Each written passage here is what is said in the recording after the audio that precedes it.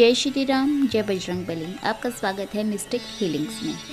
हाजिर हैं हम एक नई वीडियो के साथ, एक नए टॉपिक के साथ। लेकिन उससे पहले अगर आपने अभी तक मेरे चैनल को सब्सक्राइब नहीं किया तो मेरे चैनल को सब्सक्राइब करें और बेल नोटिफिकेशन को क्लिक करना ना भूलें, जिससे नए वीडियोस आप तक पहुंचते रहे। और वीडियोस आज हम आपके लिए लेकर आए हैं निर्जला एकादशी व्रत कब रखा जाएगा, शुभ मुहूर्त क्या है, पारण का समय क्या है, पूजा विधि क्या है, महत्व क्या है और इस दिन हमें कौन सी चीज़ों की खरीदारी करनी चाहिए, हमें अपने घर में अवश्य ही क्या खरीद कर लाना चाहिए। तो आज हम इस बारे में बात करेंगे। तो निर्जला एकादशी व्रत ज्येष्ठ माह के शुक्ल पक्ष की एकादशी तिथि को मनाया जाता है। सभी एकादशियों में से निर्जला एकादशी व्रत का सबसे महत्वपूर्ण व्रत है ये, क्योंकि निर्जला एकादशी व्रत को करने से सभी एकादशी व्रतों का पुण्य भी प्राप्त हो जाता है। पूरे वर्ष में 24 एकादशी तिथि होती हैं। इनमें से सभी एकादशी को अलग अलग नामों से जाना जाता है। एकादशी व्रत भगवान विष्णु को समर्पित है।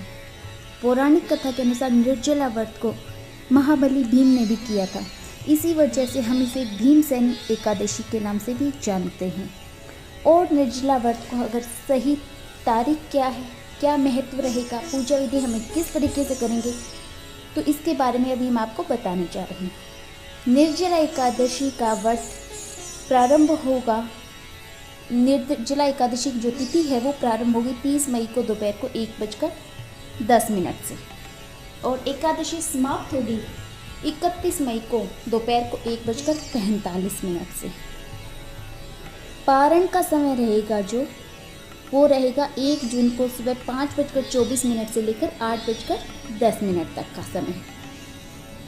तो उदय तिथि के अनुसार व्रत रखा जाएगा 31 मई को और पारण के दिन द्वादशी तिथि समाप्त होने का समय है दोपहर को 1:40 पे।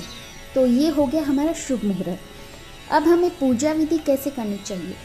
निर्जला एकादशी के दिन हमें सुबह जल्दी उठकर स्नान आदि करना चाहिए और स्वच्छ कपड़े पहनने चाहिए और व्रत का संकल्प करना चाहिए।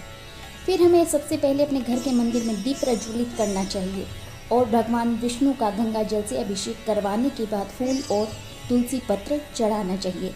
आप तुलसी पत्र उस दिन बिल्कुल भी ना तोड़ें, तो पहले दिन आप इसे तोड़कर रख सकते हैं।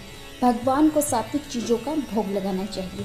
इसके बाद हमें आरती करनी चाहिए और निर्जला एकादशी व्रत की कथा पढ़नी चाहिए। इसके बाद हमें भगवान विष्णु के साथ साथ माता लक्ष्मी की भी पूजा अवश्य करनी चाहिए। महत्व क्या है इस व्रत का। पौराणिक कथा है कि भीम की भूख अत्यंत तीव्र थी, वे भूखा बिल्कुल भी नहीं रह सकते थे। इसके कारण उन्होंने कभी व्रत भी नहीं किया था। लेकिन वेद व्यास जी ने बताया कि वर्ष में सिर्फ एक निर्जला एकादशी व्रत रखने से तुम्हें सभी एकादशियों के व्रतों का पुण्य प्राप्त हो जाएगा। निर्जला एकादशी व्रत करने से मृत्यु के बाद मोक्ष की प्राप्ति होगी। निर्जला एकादशी व्रत अगर विधि पूर्वक संपन्न करने से व्यक्ति के सभी पाप मिट जाते हैं और मृत्यु के बाद भगवान विष्णु की कृपा से वैकुंठ में स्थान मिलता है। तो ये हो गया हमारा महत्व इस व्रत का।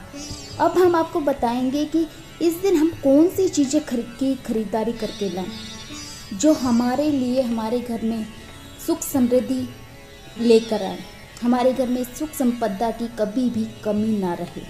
तो वो कौन सी चीज़ें हैं, आज हम आपको उसके बारे में बताएंगे।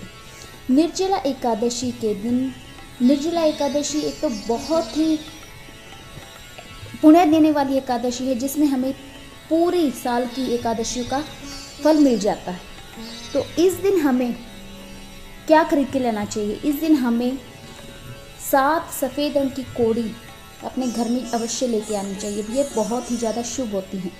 इसके बाद हमें शुभ मुहूर्त में इन्हें हल्दी से पीला कर लेना चाहिए और एक लाल या फिर पीले कपड़े में बांध दें और माँ लक्ष्मी को अर्पित करने के बाद इसकी विधिवत पूजा करें। और इसके बाद हमें इसे द्वादशी तिथि को अपनी तिजोरी में, हम जहाँ पर अपना घर में धन रखते हैं, अपनी अलमारी में हमें उस स्थान पर इन कोड़ियों को रख देना चाहिए। इसके अलावा हमें निर्जला एकादशी के दिन अपने घर में मोर पंख अवश्य लाना चाहिए। निर्जला एकादशी के दिन मोर पंख लाना भी बहुत ही ज़्यादा शुभ माना जाता है, क्योंकि मोर पंख भगवान कृष्ण को अति प्रिय है और वह विष्णु जी का अवतार है। घर में मोर पंख लाने से नकारात्मक ऊर्जा से निजात मिल जाती है और साथ ही साथ सुख समृद्धि की भी प्राप्ति होती है। इस दिन हमें, निर्जला एकादशी के दिन हमें अपने घर में मोती या फिर शंख जरूर खरीद कर लाना चाहिए। इससे भी हमारे घर में सकारात्मक ऊर्जा बढ़ जाती है। निर्जला एकादशी के दिन हमें कामधेनु गाय की मूर्ति भी अवश्य लेकर आनी चाहिए और इसे अन्य देवी देवताओं के स्थान पर ही विराजित करना चाहिए। ऐसे में निर्जला एकादशी के दिन कामधेनु गाय लाकर घर के ईशान कोण उत्तर पूर्व दिशा में हमें अवश्य ही रखनी चाहिए। इससे हमें हर कार्य में सफलता मिलेगी, साथ साथ हमारे कार्य भी सफल होते चले जाएंगे। लास्ट चीज हमें क्या लेकर आनी चाहिए, इस दिन हमें घर में बांसुरी अवश्य लेकर आनी चाहिए। अगर आप इन चीज़ों में से कोई एक चीज़ भी ले आए तो भी ठीक है। अगर आप बांसुरी लेकर आते हो आप तो एक चांदी की छोटी सी बांसुरी घर पर ला सकते हैं। इससे भी आपके घर में आर्थिक समस्याओं से आपको निजात अवश्य ही मिलेगी। तो इसी के साथ हम वीडियो का एंड करेंगे। अगर आपको यह वीडियो अच्छी लगी है तो लाइक और शेयर कर दीजिए और अगर आपने अभी तक चैनल को सब्सक्राइब नहीं किया है तो चैनल को सब्सक्राइब करना कतई ना भूलें। तो मिलेंगे बहुत जल्द एक नई वीडियो के साथ, एक नए टॉपिक के साथ। नमस्ते, जय श्री राम, जय बजरंगबली, श्री गणेशाय नमः।